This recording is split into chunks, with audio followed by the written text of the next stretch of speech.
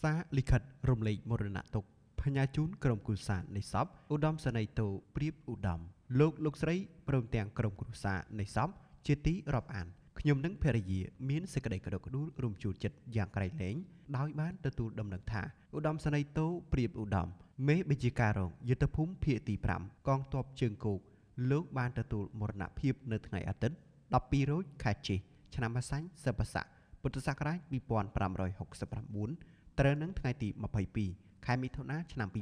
2025វេលាម៉ោង 1:15 នាទីរសៀលក្នុងជនមាយុ72ឆ្នាំដោយរោគាពៀនក្នុងវេលាប្រកបដោយសមានទុក្ខដ៏ក្រៀមក្រំនេះខ្ញុំនិងភរិយាសូមចូលរួមរំលែកនៅមរណទុក្ខជាមួយលោកនិងលោកស្រីព្រមទាំងក្រុមគ្រួសារក៏ដូចជានីតិហ៊ានរងនិងពលទាហានទូទាំងបញ្ជាការដ្ឋានយុទ្ធភូមិភាគទី5និងសូមសម្ដែងនៅសេចក្តីសង្វេគប្រកបដោយអនិច្ចជាលក្ខណៈធម៌ដ៏ជ្រាលជ្រៅបំផុតមរណភាពរបស់ឧត្តមសេនីយ៍តូប្រៀបឧត្តមគឺជាការបាត់បង់នៅឪពុកក្មេកនិងជីតាប្រកបដោយសង្ឃធម៌ព្រំវិហារធម៌ដ៏ពិសិដ្ឋចំពោះកូនចៅ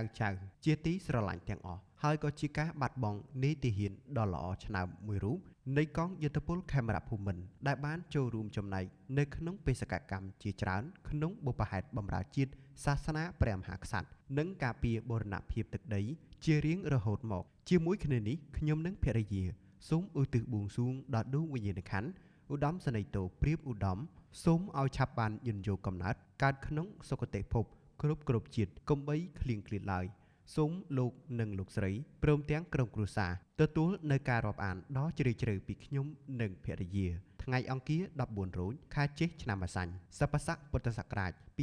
2569រាជធានីភ្នំពេញថ្ងៃទី24ខែមិថុនាឆ្នាំ